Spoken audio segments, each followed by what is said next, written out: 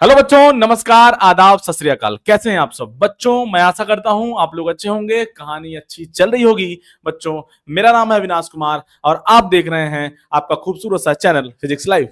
बच्चों, last video में हमने लॉज ऑफ मोशन में बच्चा ब्लॉक ऑन ब्लॉक प्रॉब्लम का बातचीत स्टार्ट किया था। बच्चा, उसी कहानी को आगे बढ़ाते हैं। केस वन को हमने डिस्कस कर लिया था, जब जो है फोर्स हमारा जो है लोअर वाले ब्लॉक पे लग रहा था। उस केस में हमने देखा था कि लिमिटिंग फोर्स का वैल्यू कितना है। वो सब केस का हमने ऑलरेडी बातचीत कर चुका है बच्चा। तो आज हम लोग जो है केस टू का बातचीत स्टार्ट करेंगे बच्चा। आज हम लोग बातचीत करने जा रहे हैं केस टू का।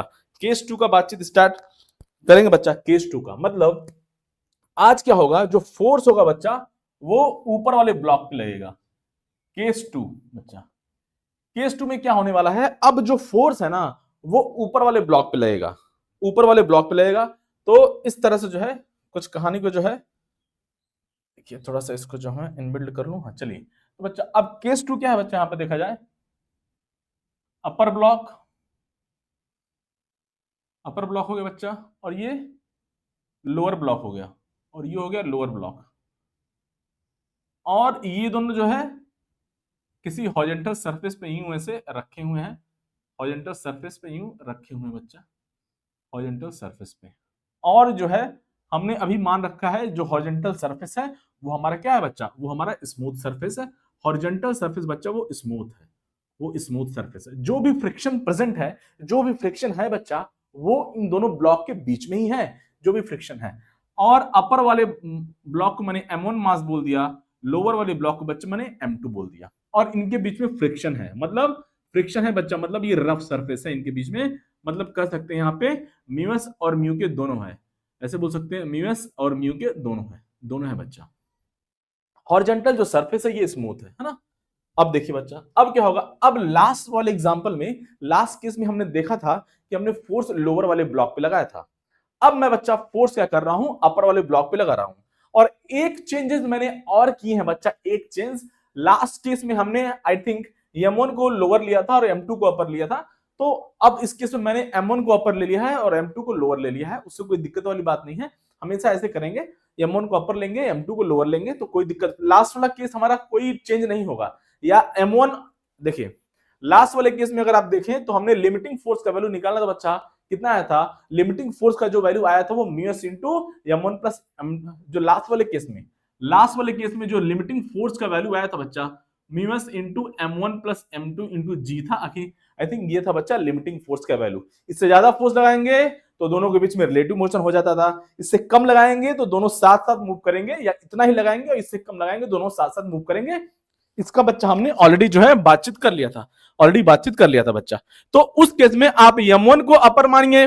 इसके पहले वाले केस में जब हमने, ओहो बहुत बदमाशी, क्या क्या रिपीट करना पड़ रहा है। आई थिंक हमने M1 को लोअर लिया था और M2 को अपर लिया था बच्चा, और ये हॉरिजॉन्टल सरफेस हो गया था, और हमने फोर्स नीचे की तरफ लगाया था बच्चा, नीचे की तरफ। और ये जो फोर्स हमारा आया था, तो इस केस में क्या है कि आप M1 को लोअर मानिए या M2 को लोअर मानिए, क्योंकि हमारा M1 प्लस M2 ही आ रहा है। M1 ऊपर हो या M2 नीचे हो, उससे कोई बात नहीं है। हमारा जो ये जो कंक्लूजन हमने डिराइव किया था बच्चा, उसका वैल्यू सेम होगा mu s into M1 plus M2 जी। लेकिन यहां पे मैंने सुविधा के अकॉर्डिंग, इजीनेस के अकॉर्डिंग हमने जो है M1 को अपर ब्लॉक मान लिया बच्चा और M2 को लोअर ब्लॉक, M1 को अपर ब्लॉक और M2 को लोअर ब्लॉक मान लिया बच्चा। तो इस केस में क्या होगा, ध्यान दिया जाए, इस केस में क्या होगा बच्चा, आप देखिए। तो अब हम लोग जो है फोर्स लगा रहे हैं अपर वाले ब्लॉक पे, फोर्स लगा रहे हैं बच्चा अपर वाले ब्लॉक पे। तो यहां पे तो केस बहुत आसान है बच्चा। अब हम जब फोर्स लगा रहे हैं अपर वाले ब्लॉक पे तो क्या होगा, इस ब्लॉक की टेंडेंसी होगी राइट की तरफ जाने की, इस ब्लॉक की टेंडेंसी होगी क्या बच्चा, राइट की तरफ जाने की। तो फ्रिक्शन फोर्स लेफ्ट डायरेक्शन में लगेगा। मैं अभी भी वही फोर्स फाइंड करने वाला हूं कि किस वैल्यू पे दोनों जो है ब्लॉक साथ साथ मूव करेंगे। लेकिन एक ऐसा फोर्स का वैल्यू आएगा कि जो है बच्चा, एक ऐसा फोर्स का वैल्यू आएगा जो क्या करेगा, इन दोनों ब्लॉक को सेपरेट कर देगा। मतलब दोनों अपना अलग अलग जिंदगी में मूव करेंगे और एक्सेलरेशन अलग अलग होगा। लेकिन अगर आप बहुत छोटू सा फोर्स लगाएंगे, जैसे 1 न्यूटन लगाया आपने, है ना, बहुत छोटू सा न्यूटन, 1.5 न्यूटन आपने लगाया, तो उस केस में क्या होगा कि ये जो ब्लॉक पे जो फ्रिक्शन फोर्स लगेगा बच्चा, वो क्या है बच्चा, लेफ्ट की तरफ लगेगा। और वो फ्रिक्शन कौन लगाएगा, M2 लगाएगा। तो जब M2 लगा रहा है M1 पे फ्रिक्शन फोर्स लेफ्ट डायरेक्शन में, तो M1 भी M2 पे फोर्स लगाएगा बच्चा का किधर, राइट डायरेक्शन में। तो कंक्लूजन क्या होगा, कंक्लूजन क्या होगा, देखिए अगर आप फ्री बॉडी डायग्राम बनाएं, अगर आप फ्री बॉडी डायग्राम को बनाना चाहें तो जिंदगी आसान हो जाएगी बच्चा। यहाँ से फोर्स लगा रहे हैं हम लोग और यहाँ पे फ्रिक्शन फोर्स आएगा, फ्रिक्शन फोर्स। और यहाँ पे लोअर वाले ब्लॉक का अगर बातचीत किया जाए, लोअर वाले ब्लॉक का, लोअर वाले ब्लॉक का बच्चा देखिए, तो ये फ्रिक्शन फोर्स बच्चा कौन लगाया, M1 पे, M2 लगाया, तो M2 पे भी बच्चा क्या लगेगा, जो है फोर्स लगेगा, आगे की तरफ लगेगा अपोजिट डायरेक्शन में। तो कहने का मतलब क्या है, जब मैं ऊपर वाले ब्लॉक पे फोर्स लगा रहा हूं तो अल्टीमेटली लोअर वाले ब्लॉक पे भी फोर्स लग रहा है सेम डायरेक्शन में, या है कि नहीं। तो अगर फोर्स का वैल्यू बहुत स्मॉल है तो दोनों साथ साथ मूव करेंगे। अगर मैं ऊपर वाले पे फोर्स लगाऊं तो फोर्स का वैल्यू अगर बहुत छोटू सा फोर्स में लगा रहा हूं तो दोनों साथ साथ मूव करेंगे। लेकिन एक पर्टिकुलर वैल्यू आने के बाद, ये सब हमने लास्ट केस में हमने आपको सिखा रखा है कैसे होता है। उस समय हमने आपको कुछ जो है देसी जुगाड़ भी सिखाया था, देसी जुगाड़ लगा के कुछ हमने जो है 2 ब्लॉक लिए थे और सिखा रहे थे बच्चा। तो ये सब हमने ऑलरेडी बातचीत कर रखा है, उतना जो है फिर से वही चीज रिपीट नहीं किया जाएगा। तो किसी पर्टिकुलर वैल्यू ऑफ फोर्स पे ये दोनों सेपरेट हो जाएंगे। तो मुझे वही पता करना है। मान लिया जाए कि F इक्वल टू 8 न्यूटन तक, मान लिया जाए, ऐसे एग्जांपल दे रहा हूं मैं, मान लिया जाए 8 न्यूटन तक फोर्स लगाने पे दोनों जो है साथ साथ मूव कर रहे हैं, उससे ज्यादा फोर्स लगाएंगे, ऐसे एग्जांपल। मान लिया जाए कि 8 न्यूटन तक, 0 से 8 न्यूटन तक, कितना, 0 से 8 न्यूटन तक, 0 से 8 न्यूटन तक अगर ये फोर्स लगाया जाए 0 से 8 न्यूटन तक, तो दोनों साथ साथ मूव करेंगे। लेकिन जैसे ही मैं इस 8 न्यूटन की लिमिट को क्रॉस कर जाऊंगा तो उस केस में क्या हो जाएगा, दोनों ब्लॉक के केस में दोनों ब्लॉक का जो है, दोनों ब्लॉक के बीच में रिलेटिव मोशन हो जाएगा, सेपरेशन हो जाएगा और दोनों का एक्सेलरेशन अलग अलग होगा। तो हमको वो लिमिटिंग फोर्स का वैल्यू पता करना है। यहाँ पे 8 न्यूटन ऐसे ही हमने समझाने के लिए लिया हुआ है, लेकिन उस लिमिटिंग फोर्स को, उस बाउंड्री लिमिट को, उस लिमिटिंग फोर्स ऐसे बोल सकते हैं, वो जो बाउंड्री कंडीशन का फोर्स होगा, जिस फोर्स पे दोनों जो है, जिस फोर्स पे दोनों में रिलेटिव मोशन होने वाला होगा, जिस फोर्स से ज्यादा लगाएंगे, यहां पे 8 न्यूटन लिया हूं, 8 न्यूटन तक लगाएंगे तो दोनों में सेपरेशन नहीं होगा, लेकिन 8 न्यूटन से ज्यादा लगा दिया बच्चा तो सेपरेशन हो जाएगा। तो यही 8 न्यूटन हमें पता करना है। यहां तो समझाने के लिए मैंने 8 न्यूटन ऐसे ही बोल रहा हूं, लेकिन वो हो सकता है कुछ भी हो, 5 न्यूटन हो, 4 न्यूटन हो, 3 न्यूटन हो। तो वो लिमिट, उस लिमिट ऑफ बाउंड्री, उस बाउंड्री ऑफ फोर्स, वो जो फोर्स की वैल्यू है उसकी बाउंड्री को पता करना है कि कितना फोर्स हम लोग मैक्सिमम लगा सकते हैं कि सेपरेशन ना हो, कितना मैक्सिमम फोर्स हम लोग लगा सकते हैं सेपरेशन ना हो। तो कुल मिला जो के कहानी है, ये सब हमने लास्ट केस में डिस्कस किया था और बोला था जब भी लिमिटिंग कंडीशन पता करना होता है, ब्लॉक के बीच में रिलेटिव मोशन होने वाला होता है, उस केस में जो फ्रिक्शन फोर्स लगता है बच्चा वो स्टैटिक लगता है। तो यहां पे मैं स्टैटिक लगा देता हूं Fs, और इसका वैल्यू कितना हो जाएगा बच्चा, इसका वैल्यू हो जाएगा म्यूएस इंटू क्या, N1 क्या है बच्चा, यहां से फ्री बॉडी डायग्राम ड्रॉ कर लिया जाए M1G, और यहां से N1 ऊपर की तरफ हो गया बच्चा, है ना। अब देखिए M2 में मैं M2G और N2 ड्रॉ नहीं करूंगा। देखिए अब कुछ बच्चा सोचेगा सर यहाँ पे आप M2G ड्रॉ क्यों नहीं कर रहे हैं, क्योंकि M2G का कोई रोल नहीं है इस फ्रिक्शन फोर्स की वैल्यू, इस फ्रिक्शन फोर्स का जो वैल्यू है वो N1 डिसाइड करेगा, N2 डिसाइड नहीं करेगा बच्चा। इनके बीच में देखिए इस फ्रिक्शन, देखिए बच्चा कंफ्यूज होता है ना, सोचता है कि N1 आएगा, इस ये जो फ्रिक्शन फोर्स है, ये जो maximum value of static friction force है बच्चा, ये जो है Fs मैक्स लग रहा है, क्या लग रहा है, Fs मैक्स इस केस में लग रहा है, और ये म्यूएस इंटू N1 होगा। क्यों N1 क्यों होगा, N2 क्यों नहीं होगा, N2 मतलब ये वाला N2, ये N2 नहीं होगा, क्योंकि जो सरफेसेस के बीच में जो कांटेक्ट फोर्स है वही डिसाइड करता है फ्रिक्शन फोर्स का वैल्यू। तो M1 और M2 के बीच में जो कांटेक्ट फोर्स है वो क्या है, N1 है बच्चा, वो N1 है बच्चा, N1 है। यहाँ पे मैं N1 ऐसे लिख देता हूं। तो इस ब्लॉक का M2 का M2G और ये सब जो है ड्रॉ करने की जरूरत नहीं है। हमारा फ्रिक्शन फोर्स का वैल्यू जो होगा वो इनके बीच में जो कांटेक्ट फोर्स होगा उससे डिसाइड होगा बच्चा।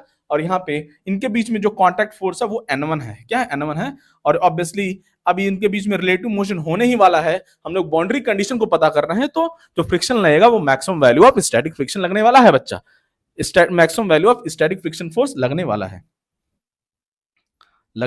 ये है बच्चा कहानी। तो अब देखिए, अब इनके बीच में रिलेटिव मोशन होने ही वाला है, हो नहीं रहा है, तो उस केस में भी दोनों का एक्सेलरेशन सेम होगा। अगर ये राइट में इसका एक्सेलरेशन बच्चा ए है तो M2 का भी दोनों का एक्सेलरेशन सेम होगा, दोनों का एक्सेलरेशन क्या होगा बच्चा, सेम होगा। एक बार मैं बोर्ड क्लीन कर दूं, एक बार बच्चा बोर्ड क्लीन कर। अब देखिए बच्चा, net force equal to mass into acceleration लिखा जाए। अब बच्चा देखिए, m2 पे मैं इस बार पहले लिखूंगा, क्यों क्यों पहले लिखूंगा, क्योंकि m2 पे एक ही फोर्स लग रहा है, तो पहले मैं m2 पे लिखूंगा net force equal to mass into acceleration, है ना। अब बच्चा देखिए ये जो है, अब देखिए n1 क्या है बच्चा, ये ब्लॉक ऊपरी है ना, वर्टिकल में मूव नहीं कर रहा है, तो upward force equal to downward force, so n1 equal to क्या हो गया बच्चा, m1g हो गया, n1 इक्वल टू m1g हो गया बच्चा, ये रहा कहानी। और maximum value of static friction force कितना हो गया बच्चा, इसका वैल्यू कितना हो गया, म्यूएस इंटू n1, और यहां से म्यूएस इंटू m1g होगा, ये आ गया maximum value of static friction force. बच्चा अब वैल्यू पुट कर लिया जाए। अब मैं m2 के लिए सबसे पहले लिखूंगा, क्यों, क्योंकि m2 पे बच्चा एक ही फोर्स लग रहा है, एक ही फोर्स लग रहा है जो कि हमको पता है, लेकिन यहाँ पे दो फोर्सेस लग रहे हैं जो, और हमको एफ का वैल्यू निकालना है, एफ का वैल्यू बाउंड्री बाउंड्री कंडीशन का फोर्स निकालना है, तो इसीलिए m2 पे पहले अप्लाई करेंगे, तो net force equal to mass into acceleration, net force equal to mass into acceleration m2 पे बच्चा, तो m2 पे क्या एक ही फोर्स लग रहा है, कितना लग रहा है, mu s into n1 equal to m2 into a, यहां से म्यूएस, और n1 क्या है बच्चा, n1 क्या है लल्ला, n1 क्या आया, n1 हमारे पास है m1g, पुट कर लिया जाए, n1 हमारा m1g equal to m2 into ए, यहां से बच्चा, यहां से देखिए एक्सेलरेशन का जो वैल्यू आ रहा है इस बार, mu s into m1 by m2 into g, वहां पे केस 1 में एक्सेलरेशन आया था कितना बच्चा, कितना आया था, म्यूएस इंटू m1g, कुछ इस तरह से आया था बच्चा, लेकिन यहाँ पे देखिए, सॉरी वहां पे एक्सेलरेशन आया था म्यूएस इंटू जी, वहां पे मुझे याद आ गया, देखिए वहां पे एक्सेलरेशन आया था कितना, म्यूएस इंटू जी आया था, लेकिन यहाँ पे देखिए ये m1 m2 कैंसिल नहीं हो रहा है बच्चा, इसीलिए ध्यान से, और m1 बाई m2 क्यों लिखा गया बच्चा, क्यों मैंने आज क्यों मैंने m1 को ऊपर वाला ब्लॉक लिया है, m2 को नीचे वाला ब्लॉक लिया है, क्योंकि देखिए हमें रटने में, याद करने में आसानी होगी बच्चा, एक्सेलरेशन यहाँ पे mu s into m1 by m2 आ रहा है, m1 ऊपर है न्यूमरेटर में, m2 कहां बच्चा, डिनोमिनेटर में, तो इसीलिए m1 को ऊपर वाला ब्लॉक, m2 को नीचे वाला ब्लॉक, इस तरह से लेंगे तो जिंदगी आसान हो जाएगी। ये सब चीजें होती हैं, थोड़ा थोड़ा चीजों का ध्यान रखेंगे तो जिंदगी आसान हो जाएगी, और रखने में थोड़ा सा आसान होगा बच्चा। तो एक्सेलरेशन आ गया यहां से। अब मैं m1 पे आ जाता हूं बच्चा, अब मैं आता हूं m1 पे। m1 पे net force equal to mass into acceleration, बच्चा राइट में मूव कर रहा है, तो net force F minus mu s into n1 equal to mass into acceleration बच्चा। अब एफ माइनस म्यूएस, यहां से n1 हमारा बच्चा है ऑलरेडी m1g है, और यहां से m1 हो गया बच्चा, और एक्सेलरेशन का वैल्यू को पुट कर दिया जाए यहां से, तो mu s into m1 by m2 into g हो गया लल्ला।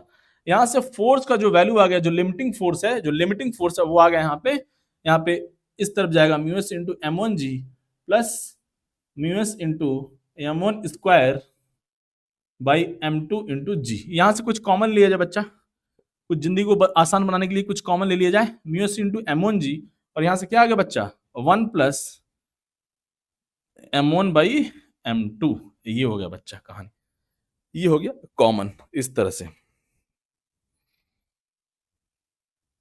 ये रहा बच्चा। तो ये आ गया बच्चा लिमिटिंग फोर्स का वैल्यू, ये आ गया बच्चा हमारा लिमिटिंग फोर्स का वैल्यू, यही है बच्चा, यही लिमिटिंग फोर्स है। इससे ज्यादा लगाएंगे, अगर इससे ज्यादा लगाएंगे तो क्या होगा, इससे अगर ज्यादा लगाएंगे बच्चा, तो हमारा जो है दोनों ब्लॉक का एक्सेलरेशन क्या होगा, इनके बीच में रिलेटिव मोशन हो जाएगा, और दोनों का एक्सेलरेशन अलग अलग होगा। लेकिन इस फोर्स ऑफ, ये जो वैल्यू आया बच्चा, इससे अगर कम लगाएंगे तो क्या होगा, दोनों का एक्सेलरेशन सेम होगा, दोनों का एक्सेलरेशन सेम होगा। तो मतलब कंक्लूजन क्या है बच्चा, कंक्लूजन को एक बार जो है लिख दिया जाए, कंक्लूजन ये हुआ बच्चा, यहां से कंक्लूजन ए जन ओ जन कंक्लूजन बच्चा, अगर अप्लाइड फोर्स इस केस में ऊपर वाले ब्लॉक पे अगर वो ज्यादा हो गया, पहले कम का बातचीत कर लेते हैं, लेस देन और इक्वल टू कितना है बच्चा, mu s into m1g into 1 plus m1 by m2, अगर इतना है अप्लाइड फोर्स का वैल्यू, बच्चा ये जो लिमिटिंग फोर्स आ रहा है, बाउंड्री फोर्स आ रहा है, बाउंड्री का फोर्स इससे कम है, तो क्या होगा, both block have same acceleration, clear, point number 1। Point number 2 बच्चा, अगर अप्लाइड फोर्स जो लगा रहे हैं ऊपर वाले ब्लॉक पे, अप्लाइड फोर्स अगर बच्चा वो ज्यादा हो गया, किसके, mu S into m1g upon 1 plus m1 by m2 जी। जी तो ऑलरेडी लिखा है, हाँ चलिए। अगर अप्लाइड फोर्स बच्चा ज्यादा हो गया तो क्या होगा इस केस में, both block have different acceleration, different acceleration. ये हो गया बच्चा एक्सेलरेशन का शॉर्ट फॉर्म, ये होगा बच्चा कहानी, ये हो गया कंक्लूजन। वहां पे जो बाउंड्री फोर्स आया था बच्चा, वो क्या आया था, वहां पे बाउंड्री फोर्स आया था mu S into m1 plus m1g, जब हमने केस 1 में डिस्कस किया था, और फोर्स लगाया था लोअर वाले ब्लॉक पे। लेकिन यहाँ पे जब हमने ऊपर वाले ब्लॉक पे फोर्स लगाया बच्चा, तो इस केस में जो हमारा बाउंड्री फोर्स आ रहा है वो है mu S into m1g divide into 1 plus m1 by m2। m1 को ऊपर वाला ब्लॉक मानेंगे, m2 को लोअर वाला ब्लॉक मानेंगे बच्चा। m1 तो इसीलिए m1 न्यूमरेटर में और m2 क्या बच्चा डिनोमिनेटर में, और ऊपर वाला ब्लॉक जो है यहाँ पे बाहर आएगा। अब देखिए ये तो फ्रैक्शन है ना, 1 प्लस समथिंग, ये फ्रैक्शन है बच्चा, इसका कोई यूनिट नहीं है। तो ऐसे याद रखेंगे mu S into m1g, m1 आएगा बाहर, m1 फर्स्ट है ना, m1 देन m2, तो म्यू एस इंटू m1g और यहाँ से 1 प्लस m1 बाई m2, ये हमारा फ्रैक्शन हो गया बच्चा। अब इस पे क्वेश्चन का बातचीत करेंगे बच्चा, कहानी छाप लिया जाए, बच्चा, कहानी छाप लिया जाए, फिर जो है क्वेश्चन का बातचीत करते हैं बच्चा, कहानी छाप लिया जाए। अब देखिए जा बच्चा क्या क्वेश्चन दिया हुआ है, a 40 kg slab rest on a horizontal frictionless floor, a 10 kg block rest on the top of the slab, the static a 10 kg block, the resulting acceleration of the slab। मतलब दो block है बच्चा, यहाँ पे दोनों का मास दिया हुआ है हमारे पास, ऊपर वाले ब्लॉक पे 100 न्यूटन का फोर्स लग रहा है, और म्यू और म्यू क्यू दोनों का वैल्यू दिया हुआ है बच्चा, और यहाँ पे जो हॉरिजॉन्टल सरफेस है उस वहां पे कोई जो है फ्रिक्शन नहीं है बच्चा, कोई भी फ्रिक्शन नहीं है। तो जो है इस कहानी को जो है देख लिया जाए, क्वेश्चन को सॉल्व कर लिया जाए, और मार्कर उठा लिया जाए। चलिए बच्चा, क्वेश्चन आपको स्क्रीन पे दिख रहा होगा बच्चा, कोई दिक्कत वाली बात तो है नहीं। अब बच्चा देखिए क्वेश्चन डायग्राम को ड्रॉ करते हैं। 40 kg का ब्लॉक है बच्चा, 40 kg का ब्लॉक है यूं, और ये हॉरिजॉन्टल सरफेस पे रखा हुआ है, और यहाँ पे कोई फ्रिक्शन तो है नहीं, और यहाँ पे अपर वाले ब्लॉक पे बच्चा जो है, अपर वाला जो ब्लॉक है इस पे हम लोग फोर्स लगा रहे हैं लेफ्ट की तरफ, दाहिने बाएं कहीं भी लगा लीजिए, कॉन्सेप्ट तो वही रहने वाला है। ये 10 kg हो गया बच्चा, और ये जो है 40 kg हो गया बच्चा, 40 kg, और यहाँ पे जो है नो फ्रिक्शन, कोई भी फ्रिक्शन फोर्स नहीं है। और यहाँ पे जो खूबसूरती जो है बच्चा, यहाँ पे दिया हुआ है म्यू एस का वैल्यू दिया बच्चा 0.6, और म्यू क्यू का वैल्यू दिया बच्चा कितना 0.4, ये दिया हुआ लल्ला, ये दिया हुआ बच्चा। चलिए अब जो है इसको देखते हैं, हमको बताना है the resulting acceleration of the slab. अच्छा ये स्लैब है बच्चा, है ना, और ये बच्चा ये स्लैब है, इसको बोला जा रहा है ये स्लैब है, और ये है बच्चा क्या, ये हमारा जो है ये ब्लॉक है, ऐसे ही नाम दे दिया है ना, स्लैब है ये 40 kg का। तो हमको रिजल्टिंग एक्सेलरेशन ऑफ स्लैब बताना है बच्चा, स्लैब का जो है एक्सेलरेशन बताना है बच्चा। देखिए अब यही का जो हमने अभी जो है कहानी को रट के रखा था बच्चा, जो लिमिटिंग फोर्स हमारा आया था कितना आया था, mu S into m1g into 1 plus m1 by m2, ये बच्चा हमारा आया था लिमिटिंग फोर्स का वैल्यू यही था बच्चा, mu S into m1g into 1 plus m1 by m2। कब, जब हमारा फोर्स जो है वो ऊपर वाले ब्लॉक पे लगता है, ऊपर वाले ब्लॉक पे बच्चा। तो अब बच्चा ध्यान दिया जाए, अब जो है कहानी स्टार्ट करेंगे। पहले मैं ये जो फोर्स का वैल्यू इसको पता करने की कोशिश करते हैं, है ना, mu S into m1g into 1 plus m1 by m2, इसके वैल्यू को बच्चा निकाला जाए, कितना आ रहा है, ध्यान दिया जाए कितना आ रहा है बच्चा, ये वैल्यू कितना आ रहा है, म्यू एस हमारे पास गिवन है 0.6, m1 मतलब ऊपर वाला मास मतलब कितना बच्चा 10, और g का वैल्यू 10 ले ही लेते हैं, और 1 प्लस यहाँ पे m1 बाई m2, ये 10 बाई 40 हो जाएगा लल्ला। यहाँ से कहानी आ गया बच्चा, ये तो 60 हो गया, आई थिंक 60 हो गया, और ये 1/4 है, 1/4 ये बच्चा 5/4 हो गया। यहाँ से सॉल्व कर लेंगे, कितना आ गया 15 चौका 60, 15 पच्चीस 75, 75 न्यूटन आ गया। मतलब अगर 75 न्यूटन तक ये फोर्स लगाएंगे ऊपर वाले ब्लॉक पे अगर हम लोग जो है 75 न्यूटन तक लगाएंगे तो दोनों का एक्सेलरेशन सेम होगा। लेकिन यहाँ पे हम लोग लगा कितना रहे हैं, 75 से ज्यादा लगा रहे हैं बच्चा, 100 न्यूटन लगा रहे हैं, तो मतलब दोनों का एक्सेलरेशन क्या होगा बच्चा, दोनों का एक्सेलरेशन क्या होगा, डिफरेंट होगा। तो अप्लाइड फोर्स है बच्चा वो 100 न्यूटन, और जो ये लिमिटिंग जो हमारा जो बाउंड्री वाला फोर्स आ रहा है कैलकुलेट करने पे ये इसका वैल्यू ये 75 न्यूटन है, तो इस केस में जो है अब ये ज्यादा आ गया बच्चा, तो दोनों का एक्सेलरेशन कितना होगा, both having different acceleration, different acceleration, different acceleration होगा लल्ला, डिफरेंट एक्सेलरेशन होगा। चलिए पता कर लिया जाए बच्चा, फ्री बॉडी डायग्राम ड्रॉ करेंगे, free body diagram, free body diagram, free and body diagram बच्चा। अब देख लल्ला, तो अब जो है ड्रॉ करेंगे, ऊपर वाले ब्लॉक को ड्रॉ करेंगे पहले। अब इनके बीच में रिलेटिव मोशन हो रहा है भाई, इनके बीच में रिलेटिव मोशन हो रहा है, तो अब जब रिलेटिव मोशन हो रहा है बच्चा, तो जो फ्रिक्शन लगने वाला है वो काइनेटिक लगेगा, वो स्टैटिक नहीं लगेगा, मतलब हमारा म्यू के जो है पिक्चर में आ जाएगा, म्यू के हमारा पिक्चर में आएगा बच्चा। इस ब्लॉक पे फोर्स लग रहा है बच्चा कितना, 100 न्यूटन लेफ्ट की तरफ, तो इस पे फ्रिक्शन फोर्स लगेगा क्या बच्चा, एफ के लगेगा, क्यों, क्योंकि रिलेटिव मोशन हो रहा है इनके बीच में, इसलिए अब जो है फ्रिक्शन जो होगा वो काइनेटिक होगा बच्चा। और यहां से क्या बच्चा, यहां से हो गया बच्चा M1 और इनके बीच में कांटेक्ट फोर्स हो गया N1। तो अब जो है ये M2 हो गया है ना, इसका मैं BD M2G ड्रॉ नहीं करूंगा, इस ब्लॉक में M2G N2A सब ड्रॉ नहीं करूंगा बच्चा, कोई मतलब नहीं है, जो है टाइम जो है वेस्ट है वो सब।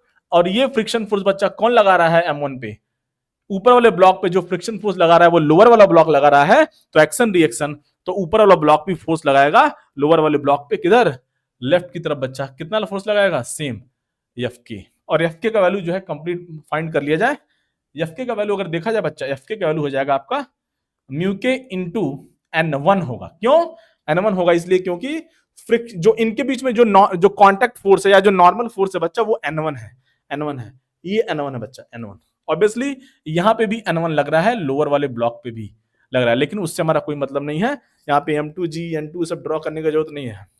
चलिए ड्रॉ कर देते हैं, कुछ बच्चा जो है चिल्लाना शुरू कर देगा, M2G और ऊपर की तरफ N2 मान लिया जाए ऐसे, बस बस इतना ही करना था, लेकिन उसका कोई जरूरत है नहीं बच्चा। अब ये ब्लॉक मूव नहीं कर रहा है अपवर्ड डायरेक्शन में, तो upward force equal to downward force, तो बच्चा ये म्यू क्यू हो गया, और ये क्या हुआ, N1 हो जाएगा हमारा M1G, ये हो गया बच्चा फ्रिक्शन फोर्स का वैल्यू, जो कि कांस्टेंट फ्रिक्शन फोर्स है, म्यू के इंटू M1G। हमारा फ्रिक्शन फोर्स आ चुका है, हमसे पूछ रहा है एक्सेलरेशन ऑफ दिस स्लैब, ये बच्चा स्लैब है, इसका एक्सेलरेशन पूछ रहा है हमसे, तो क्या करेंगे, इसका पूछ रहा है तो पहले इसी का निकाल लेते हैं, net force equal to mass into acceleration.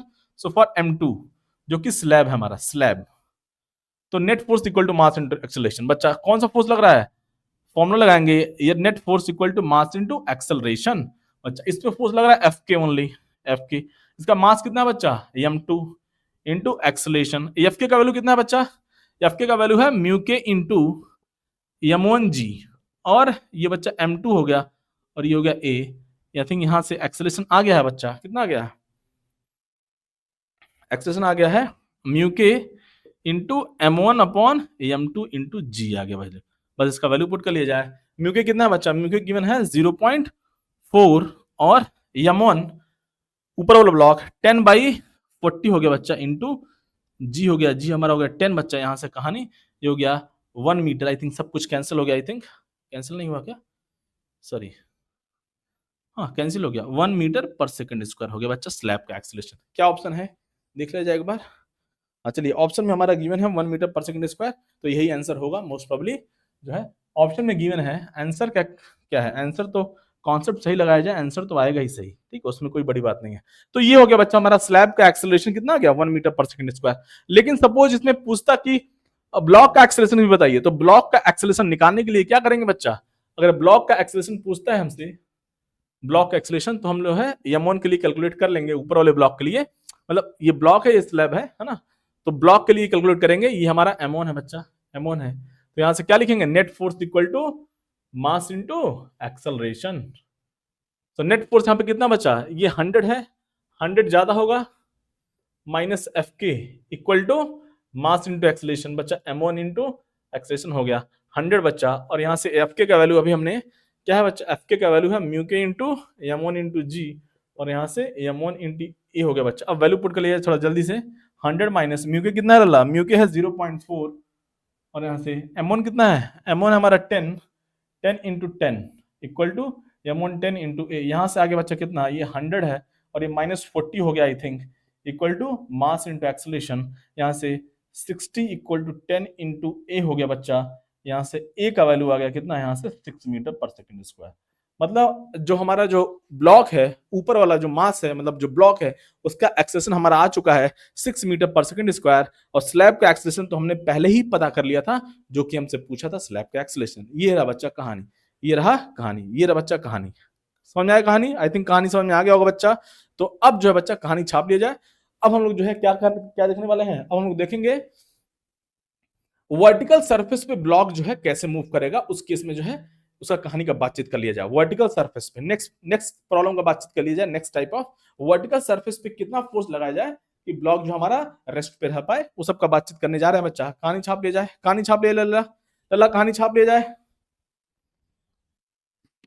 अब देखिए बच्चा, है ना, नेक्स्ट जो है प्रॉब्लम का बातचीत कर लिया जाए, है ना। बॉडीज इन कांटेक्ट विथ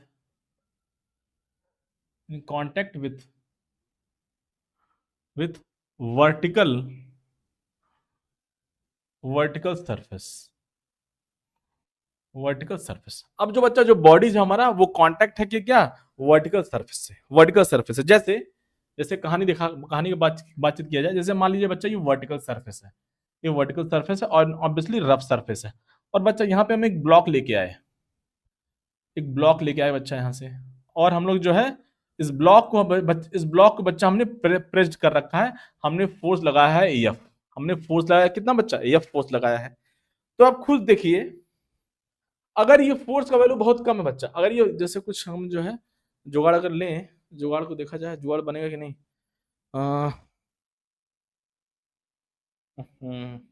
समझाने का कुछ जुगाड़ देखा जाए।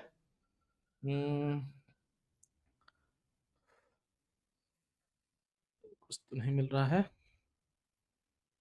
कहाँ गया जुगाड़। चलिए अभी देखते हैं, कुछ जुगाड़ का बातचीत करेंगे अभी। चलिए बच्चा, है ना। तो अब बच्चा क्या है, देखिए, अगर जो है इस पे फोर्स लगाया जाए, इस ब्लॉक पे, अगर आप फील करिए, अगर इस ब्लॉक पे बहुत छोटू सा, बहुत स्मॉल फोर्स लगाएंगे, तो इस ब्लॉक की टेंडेंसी होगी नीचे की तरफ जाने की। क्यों? क्योंकि बच्चा ये इसका खुद का वेट होगा, तो अपने वेट की वजह से ये नीचे जाने की कोशिश करेगा, और ये हमारा जो है ये रफ सरफेस है, rough vertical surface, vertical surface है, रफ वर्टिकल सरफेस है बच्चा। ये क्या है, रफ वर्टिकल सरफेस, रफ है बच्चा। सरफेस क्या है, रफ। एक बार देखा जाए, चलिए वही है। अब बच्चा इसका मास है m, है ना। तो आप खुद फील करिए, अगर आप बहुत छोटू सा फोर्स लगाएंगे, बहुत स्मॉल फोर्स लगाएंगे, इसको ऐसे बहुत स्मॉल फोर्स लगा के इसको प्रेस करेंगे इस वर्टिकल सरफेस के अगेंस्ट, तो क्या होगा, ब्लॉक नीचे की तरफ जाएगा। लेकिन जैसे जैसे आप फोर्स की वैल्यू को बढ़ाएंगे, एक मोमेंट ऐसा आएगा बच्चा कि अब ब्लॉक जो है मूव नहीं करेगा, रेस्ट पे रहेगा। तो हम उस कंडीशन का बातचीत कर रहे हैं, अबाउट टू मूव का बातचीत कर रहे हैं। किसका बातचीत कर रहे हैं, अबाउट टू मूव, कि अब ब्लॉक मूव करने वाला है। और हमको ऑलरेडी पता है, हमने ऑलरेडी डिस्कस कर रखा है बच्चा, जब भी ब्लॉक अबाउट टू मूव करने वाला होता है, तो उस केस में जो फ्रिक्शन फोर्स लगता है बच्चा, वो maximum value of static friction force लगता है बच्चा। तो कहानी को थोड़ा देखा जाए और यहां से, तो इसका जो है फ्री बॉडी डायग्राम अगर ड्रॉ किया जाए बच्चा, तो एमजी फोर्स लगेगा कहां बच्चा, नीचे की तरफ। इसका खुद का वेट mg हो गया बच्चा, इसका खुद का वेट। और बच्चा यहां से एक नॉर्मल फोर्स आएगा बच्चा। अगर मैं इसको यहां पे ड्रॉ करूं, इस ब्लॉक का जो है बीडी में यहां पे ड्रॉ करूं, तो क्या क्या फोर्स लग रहा है इस पे देखा जाए।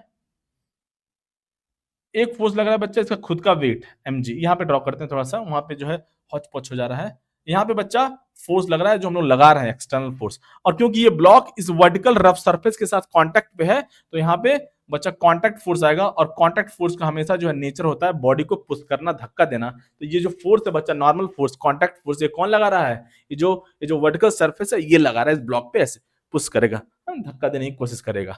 और हम लोग तो यहां से धक्का दे ही रहे हैं इस ब्लॉक को प्रेस कर रखे हैं इस वर्टिकल सरफेस के अगेंस्ट। चलिए बच्चा, तो अब बच्चा कहानी देखा जाए। अब इस ब्लॉक की टेंडेंसी है नीचे की तरफ जाने की, तो इस पर फ्रिक्शन फोर्स लगेगा ऊपर की तरफ। फ्रिक्शन फोर्स लगेगा क्या बच्चा, ऊपर की तरफ, एफ। मान लीजिए फ्रिक्शन फोर्स एफ लग रहा है, तो अब देखिए बच्चा, यहां से फ्रिक्शन फोर्स जो है एफ लग रहा है। अब हमको पता नहीं है कितना है, देखिए बेसिक से कॉन्सेप्ट्स को समझते हुए सॉल्व करेंगे। देखिए बच्चा, देखिए ब्लॉक हॉरिजॉन्टल डायरेक्शन में मूव नहीं करेगा, इस डायरेक्शन में मूव नहीं करेगा, तो हमारा जो नॉर्मल फोर्स हो जाएगा वो हमारा एफ हो जाएगा, है ना। अब जो ये फ्रिक्शन फोर्स कितना हो कम से कम कि ये ब्लॉक मूव ना करे, कम से कम इस फ्रिक्शन फोर्स को एमजी के बराबर होना पड़ेगा, तभी ये ब्लॉक मूव नहीं करेगा। अगर फ्रिक्शन फोर्स mg से कम हो गया बच्चा तो ब्लॉक नीचे की तरफ मूव कर जाएगा, है कि नहीं, है कि नहीं। तो इसलिए कम से कम जो फ्रिक्शन फोर्स का यहाँ पे जो है वैल्यू होना चाहिए वो कितना होना चाहिए, mg होना चाहिए बच्चा, mg होना चाहिए। कहानी समझ में आया, कहानी समझ में आया बच्चा। तो इस केस में हम देखें बच्चा, यहाँ से ब्लॉक अगर वर्टिकल में मूव नहीं कर रहा है तो mg upward force equal to downward force हो गया बच्चा, mg इक्वल टू f हो गया, है कि नहीं, mg इक्वल टू f हो गया। कहानी समझ में आया बच्चा। आई थिंक कहानी आपको समझ में आ गया होगा, कहानी आपको समझ में आ गया होगा। ये ब्लॉक मूव नहीं कर रहा है, इस ब्लॉक को अगर रेस्ट में रहना है तो ये बच्चा ये स्टोरी हो गया, mg इक्वल टू f हो गया। अब जो है बच्चा कहानी देखा जाए, जो मैक्सिमम वैल्यू ऑफ फ्रिक्शन बच्चा अब देखा जाए, देखिए फ्रिक्शन फोर्स का भी अपना खुद का लिमिट है, एक लिमिट है, एक बच्चा फ्रिक्शन फोर्स का लिमिट है। जैसे मान लिया जाए फ्रिक्शन फोर्स का अपना बच्चा कुछ लिमिट है, कुछ लिमिट है कि नहीं है, अरे भाई, अरे ओहो, जैसे मान लिया जाए maximum value of static friction force है बच्चा, ऐसे एग्जांपल मैंने मान लिया, सपोज करिए maximum value of static friction force का वैल्यू 10 न्यूटन है, और mg मान लिया जाए बच्चा, mg हमारा जो है, mg हमारा बच्चा कितना है, mg है 12 न्यूटन। तो अब जो है mg लग रहा है नीचे बच्चा 12 न्यूटन है, लेकिन मैक्सिमम फ्रिक्शन फोर्स कितना लग रहा है, कितना लग सकता है बच्चा, 10 न्यूटन। तो इस केस में ब्लॉक जो है क्या होगा, ब्लॉक जो है ऑब्वियसली ब्लॉक यहाँ पे स्टेबल नहीं होगा बच्चा, नीचे की तरफ मूव कर जाएगा, नीचे की तरफ मूव कर जाएगा, क्योंकि maximum value of static friction force 10 Newton है बच्चा, यहाँ पे mg 12 न्यूटन है, तो ऑब्वियसली अब यहाँ पे जो है ब्लॉक मूव कर जाएगा नीचे की तरफ।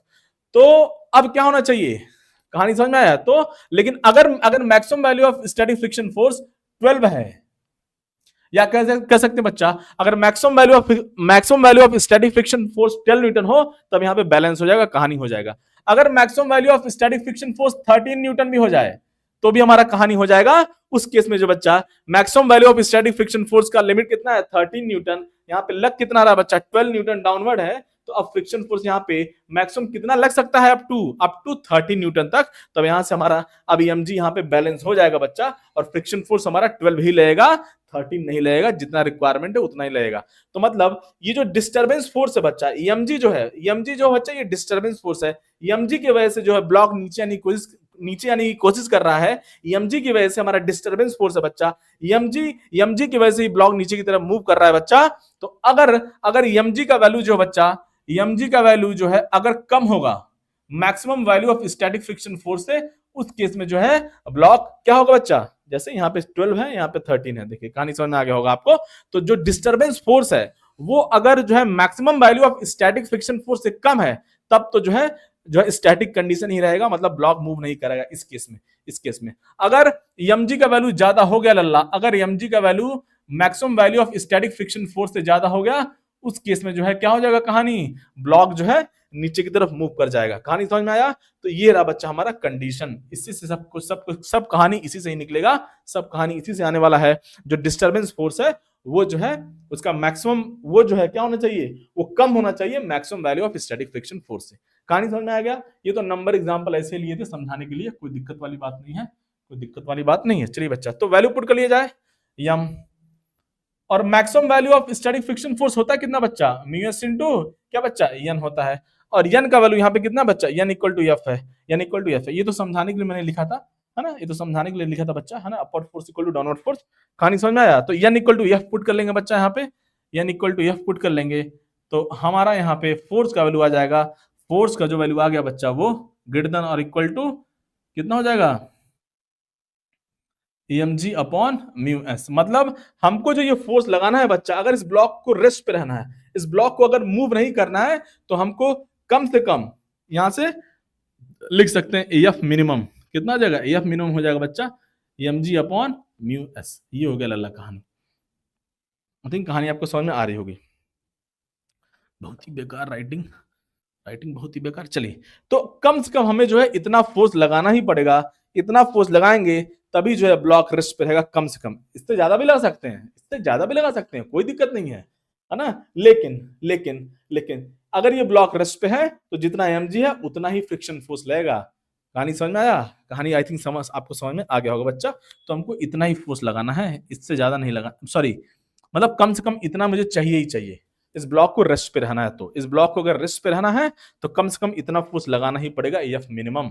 एफ इज ग्रेटर देन और इक्वल टू जो हमारा इक्वलिटी जो हमारा जो कंडीशन आ रहा है बच्चा, वो क्या आ रहा है, एफ इज ग्रेटर देन और equal to M G upon mu S. यहाँ से मिनिमम वैल्यू कम, एफ इससे ज्यादा होना चाहिए, तो कम से कम इतना ही हो सकता है।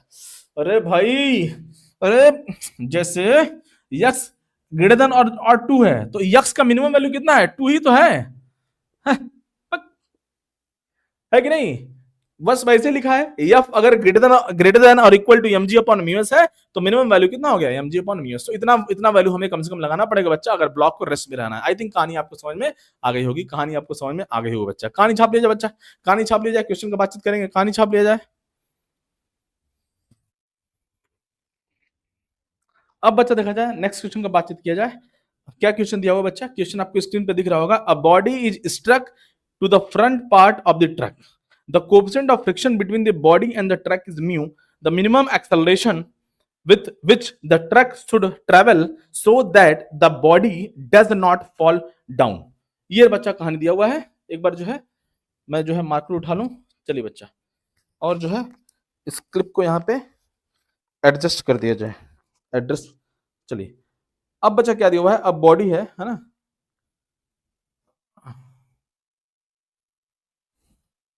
चलिए तो a body is struck to the front part of a truck. अब बच्चा यहां पे देखा जाए, कोई एक ट्रक है, कोई ट्रक है बच्चा, कोई क्या है, ट्रक है, ट्रक ट्रक ट्रक, ऐसे यूं यूं यूं। अब बच्चा देखा जाए, अब ये जो है ट्रक जो है हॉरिजॉन्टल, एक पहिया छोटा कैसे हो गया, है? और यहाँ पे एक पहिया और है ऐसे, अरे बहुत ही बेकार डायग्राम, हटा दीजिए, हटा दीजिए इसको। चलिए आई थिंक कहानी आपको समझ में आ रही होगी। और ये बच्चा, ये जो ट्रक जो है एक्सेलरेट कर रहा है ना, तो a body is struck to the front part of the truck. अब बच्चा यहाँ पे कोई बॉडी है ना, ऐसे बोल सकते हैं, इसका मास नहीं गिवन है, तो हम लोग जो है एम बोलते हैं इसका मास। अब ये बॉडी रुका कैसे है, कुछ बच्चा सोच रहा हो कैसे रुका है, गिर क्यों नहीं रहा है, क्यों? क्योंकि ये जो ट्रक है बच्चा, जो ट्रक है TRUCK, ट्रक बच्चा, ये ट्रक जो है एक्सेलरेट कर रहा है, सब कुछ एक्सेलरेशन से एक्सेलरेट कर रहा है बच्चा। तो अब क्या है, इसके एक्सेलरेशन की वजह से ये मास रेस्ट पे है। कैसे है अभी बातचीत करेंगे। तो ये कहानी दिया हुआ है, और coefficient of friction between the body and truck is mu. ये जो बॉडी है बच्चा, ये जो बॉडी है लल्ला, ये बॉडी है, इसका मास हमने यम मान लिया, नहीं गिवन है, और इनके बीच में कोएफिशिएंट ऑफ फ्रिक्शन म्यू है। एक ही म्यू दिया हुआ है, तो वही म्यू एस है, वही म्यू के है, ज्यादा सोचना नहीं है। The minimum value of acceleration with which the truck should travel so that body does not fall down. अब ये जो बॉडी है बच्चा, इसको जो है गिरना नहीं है, फॉल डाउन नहीं करना है, गिरना नहीं है नीचे, तो फ्री बॉडी डायग्राम बनाएंगे और जो है अपना कहानी जो है जिंदगी आसान कर लेंगे बच्चा। कहानी समझ में आया? तो अब देखिए, ये जो बॉडी है बच्चा, ये जो बॉडी जिसका मास है, ये बच्चा कांटेक्ट में है एक ऐसे फ्रेम के साथ जो कि नॉन एक्सेलरेटिंग फ्रेम है। सॉरी बहुत ही बेकार, एक्सेलरेटिंग फ्रेम है। क्या बच्चा, ये जो ट्रक है बच्चा, वो एक्सेलरेटिंग फ्रेम है। मतलब मैं बोलने वाला था नॉन इनर्शियल फ्रेम, तो गलती से मुंह से निकल गया, क्या नॉन एक्सेलरेटिंग फ्रेम है ना। तो ये जो बच्चा जो मास बॉडी है बच्चा, वो कांटेक्ट में है एक ऐसे फ्रेम के साथ जो एक्सेलरेट कर रहा है, तो उसको बोलेंगे क्या बच्चा, नॉन इनर्शियल फ्रेम।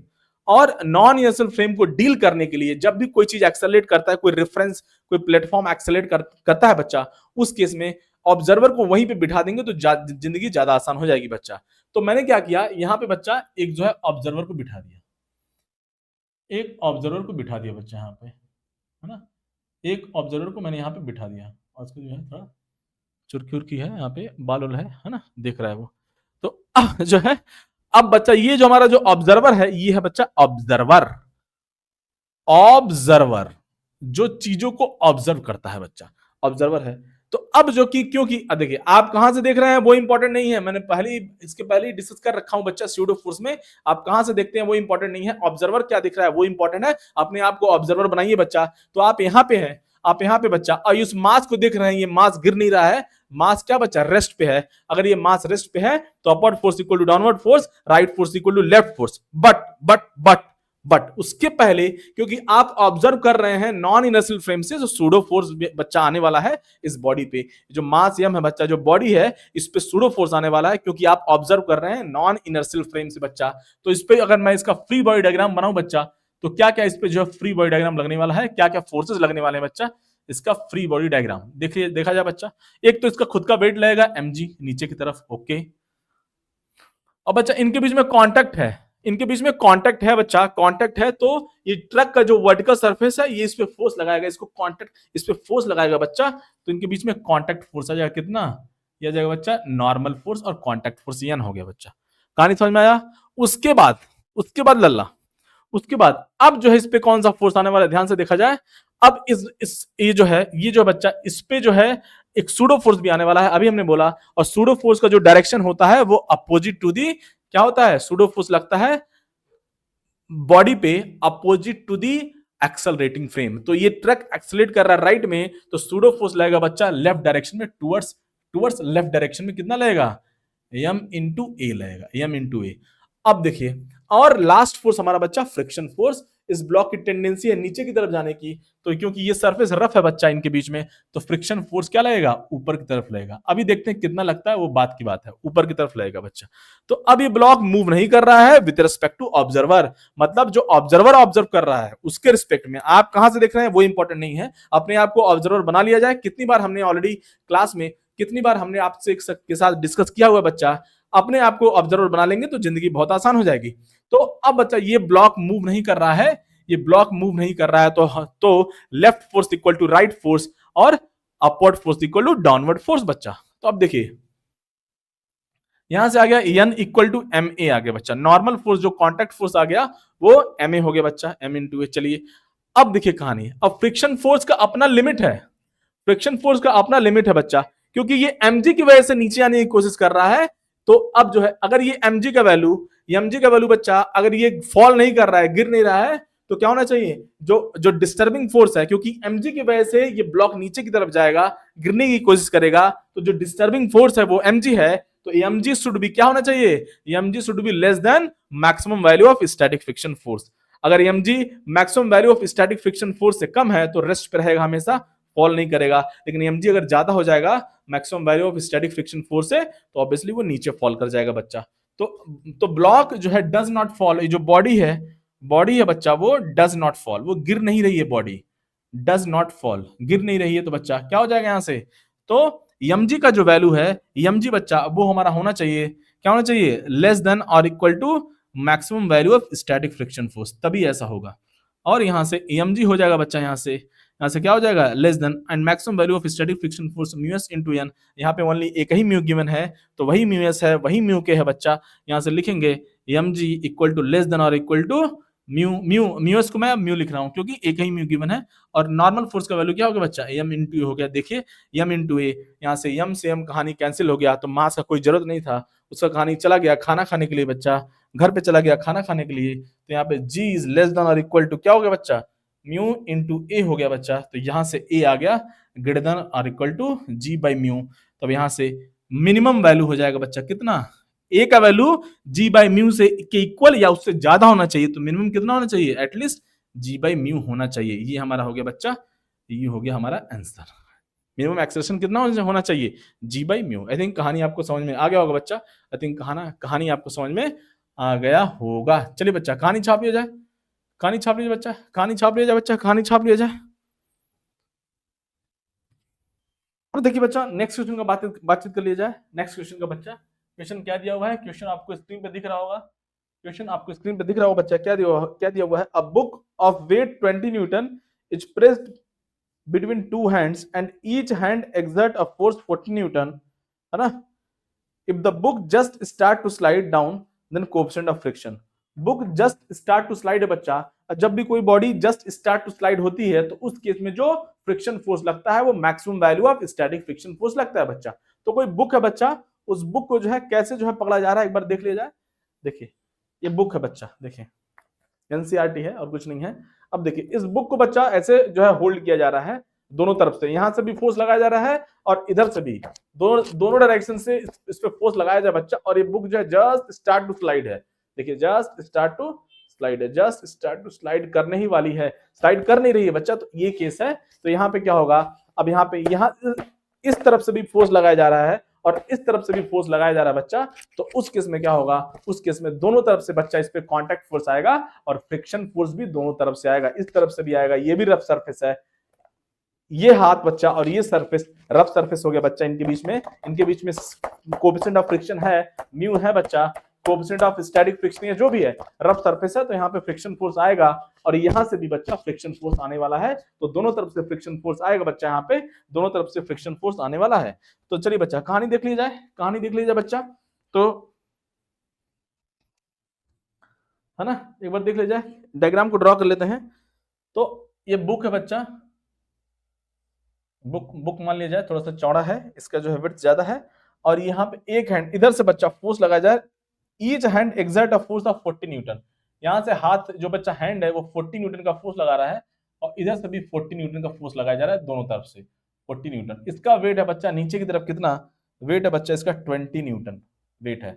तो अब बच्चा बहुत आसान कहानी है, यहाँ पे देखिए, अब ये जो है स्लाइड करने ही वाला है, क्या बच्चा स्लाइड करने ही वाला है। अब देखिए, अब देखा जाए बच्चा, तो यहां से जो फोर्स लग रहा है बच्चा, देखिए इधर, तो ये जो ब्लॉक हो गया बच्चा इसका, सॉरी ये जो मास है, जो बुक है जो भी है, तो यहां से इस पे हमें फोर्स लगा रहे हैं, ये फोर्स लगा रहे हैं बच्चा, इसका अगर आप फ्री बॉडी डायग्राम ड्रॉ करेंगे, फ्री बॉडी डायग्राम ड्रॉ करेंगे, तो यहां से क्या होगा, यहां से क्या होगा बच्चा, यहाँ पे जो नॉर्मल फोर्स होगा उसका वैल्यू, इस सरफेस पे नॉर्मल फोर्स का वैल्यू 40 न्यूटन हो जाएगा, और यहां से भी जो है बच्चा वो नॉर्मल फोर्स 40 न्यूटन हो जाएगा, नॉर्मल फोर्स 40 न्यूटन हो जाएगा।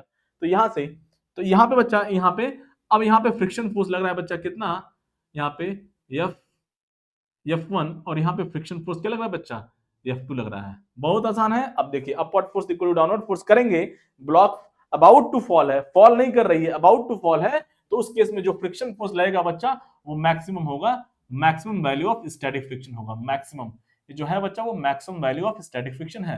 तो upward force equal to downward force, तो कर देंगे बच्चा 2 times of maximum value of static friction force, है ना, इक्वल टू कितना हो जाएगा बच्चा, 20 न्यूटन हो जाएगा, यहाँ से 2, और maximum value of static friction force कितना होता है बच्चा, mu into mu S into N, और यहाँ से नॉर्मल फोर्स, ये क्या बच्चा, ये नॉर्मल फोर्स ही है जो इस ब्लॉक को जो है, इस मास को जो हैंड जो है बच्चा वो धक्का दे रहा है, तो नॉर्मल फोर्स का वैल्यू कितना है बच्चा, 40 न्यूटन ही है। और देखिए हॉरिजॉन्टल में, देखिए हॉरिजॉन्टल में ये मूव नहीं कर रहा है बच्चा, तो और वर्टिकल में हम लोग बैलेंस कर ले रहे हैं, म्यू एस इंटू एन, और एन का वैल्यू कितना बच्चा, यहाँ पे 40 हो गया, इंटू 20 न्यूटन ही हो गया बच्चा। यहाँ से म्यू एस का वैल्यू कितना आ गया बच्चा, यहाँ से 20/2 इंटू 40, यहाँ से हो गया 1/4 हो गया लल्ला, 1/4, 10/40, 1/4, यहाँ से 0.25 हो गया बच्चा coefficient of static friction force का वैल्यू, म्यू इक्वल्स टू 0.25। कहानी छाप लीजिए बच्चा, कहानी छाप लिया जाए, कहानी छाप लिया जाए लल्ला, कहानी छाप लिया जाए। अब बच्चा देखिए, एक लास्ट क्वेश्चन का बातचीत कर लिया जाए, है ना, एक लास्ट क्वेश्चन का बातचीत कर लिया जाए, अच्छा क्वेश्चन है ये भी। देखिए क्या दिया हो बच्चा, क्वेश्चन आपको स्क्रीन पे दिख रहा होगा, एडजॉइंट फिगर द सोज, है ना, सोज 2 blocks A and B pushed against the wall with the force F. The wall is smooth but the surface in the contact between A and B are rough.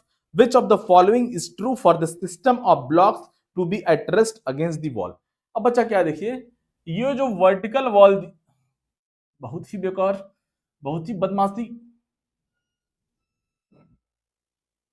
बहुत ही बेकार, आज तो बहुत ही बेकार draw कर दिए हम, ये क्या हो रहा है, अरे यार बहुत ही बेकार। चलिए ये वर्टिकल वॉल हो गया बच्चा यहाँ से, और यहाँ पे एक ब्लॉक ए है, पहला ब्लॉक है बच्चा, वो जो है ऐसे कांटेक्ट में है ना, टेपर हो गया, टेपर क्यों हो रहे हो भाई, टेपर ना हो, क्यों, ये बच्चा हो गया ब्लॉक ए हो गया बच्चा, ये ब्लॉक हो गया हमारा ए ब्लॉक हो गया, और ये वर्टिकल जो है, ये वर्टिकल सरफेस है बच्चा, ये वर्टिकल, सॉरी वर्टिकल वॉल है, और यहाँ से ब्लॉक बी भी है, यहाँ पे ब्लॉक बी है बच्चा, ब्लॉक बी है। थोड़ा बड़ा डायग्राम बनाते हैं, उससे आपको थोड़ा और जो है कहानी क्लियर होगा, थोड़ा बड़ा डायग्राम ड्रॉ करेंगे। चलिए ये हो गया बच्चा, ब्लॉक बी हो गया, और यहाँ पे हम लोग जो है कुछ फोर्स लगा रहे हैं बच्चा, कुछ फोर्स लगा रहे हैं बच्चा। अच्छा यहाँ पे बच्चा ये सरफेस रफ है ना, वॉल इज स्मूथ, यहाँ पे बच्चा ये स्मूथ सरफेस है, ये स्मूथ सरफेस है, ये स्मूथ सरफेस है बच्चा, है ना। तो अब जो है इस पे फोर्स एफ लगा रहे हैं, इस पे फोर्स हम लोग एफ लगा रहे हैं। अब देखते हैं कि क्या हो जाएगा, क्या होगा बच्चा, है ना। ये जो है which of the following is true, है ना, मतलब हमको देखिए ऑप्शन में क्या, देखिए ऑप्शन का बातचीत कर लिया जाए थोड़ा सा, तो ऑप्शन को जो है एक बार जो है रख दिया जाए।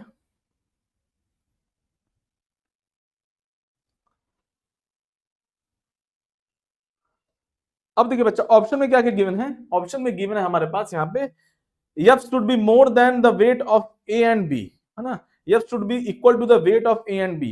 F should be less than the weight of A and B. And bottom क्या और क्या दिया बच्चा? System can not be in equilibrium, system can not be in equilibrium. अब बच्चा इसका जो कहानी देखा जाए, है ना, कहानी देखा जाए, ये यहाँ पे रफ सरफेस है बच्चा, यहाँ पे सरफेस रफ है, यहाँ पे सरफेस रफ है, यहाँ पे रफ है सरफेस। अब देखिए, आप खुद सोचिए, देखिए इधर बहुत आसान है ये क्वेश्चन, है ना, देखिए इधर क्या है बच्चा, आप कोई भी दो मास साथ में अगर छोड़ा जाए, कोई भी दो मास अगर आप छोड़े ऐसे साथ में, देखिए इधर हमको पता है अगर दो मास को बच्चा हम छोड़ेंगे तो क्या होगा, इस दो मास को अगर हम छोड़ेंगे, ऐसे छोड़ेंगे तो क्या होगा, क्या होगा, इनका दो ब्लॉक है हमारे पास, है ना, दो ब्लॉक है, दोनों का मास सेम है कि नहीं है वो कोई जरूरी नहीं है, दोनों का मास सेम भी हो सकता है और अलग अलग भी हो सकता है। जब इसको आप ऐसे ड्रॉप करेंगे तो क्या होगा, हमको पता है मोशन इन 1D हमने ऑलरेडी देख रखा है बच्चा, ये जो एक्सेलरेशन होगा बच्चा इन दोनों का जी होगा, दोनों ब्लॉक का एक्सेलरेशन सेम होगा, जो मोशन अंडर ग्रेविटी आ जाएगा। और देखिए क्यों, क्योंकि ये जो सरफेस है बच्चा, ये जो वर्टिकल वॉल है ये स्मूथ सरफेस है, तो ये तो कोई फोर्स नहीं लगाएगा ब्लॉक ए पे, जो वर्टिकल सरफेस है ये स्मूथ है बच्चा, तो ये इस पे फ्रिक्शन फोर्स नहीं लगाने वाला है। तो अल्टीमेटली देखा जाए इनके बीच में फ्रिक्शन होगा ए और बी के में, देखते हैं है कि नहीं है, देखते हैं कि नहीं है। अभी यहां तो है ही नहीं फ्रिक्शन, तो वॉल का तो कोई फोर्स नहीं लगाया, वॉल जो है जो वर्टिकल वॉल है वो कोई भी फोर्स नहीं लगाएगा, जो वर्टिकल वॉल है वो कोई भी फोर्स नहीं लगाएगा ब्लॉक ए पे, फ्रिक्शन केवल ए और बी के बीच में प्रेजेंट है, और ये फोर्स हमारा जो है हॉरिजॉन्टल है। अब बच्चा देखा जाए जब दोनों को आप मास का कोई रोल नहीं है एक्सेलरेशन में बच्चा, हमको पता है मोशन अंडर ग्रेविटी, जब भी कोई बॉडी ऐसे रिलीज करते हैं बच्चा तो उसका एक्सेलरेशन कितना होता है, जी होता है, इररेस्पेक्टिव ऑफ द मास कुछ भी हो। तो इन दोनों को बच्चा देखा जाए जब ये सिस्टम को रिलीज किया जाएगा t इक्वल टू 0 पे, तो क्या होगा, दोनों का एक्सेलरेशन सेम होगा बच्चा, दोनों का एक्सेलरेशन सेम होगा, और दोनों का एक्सेलरेशन सेम होगा,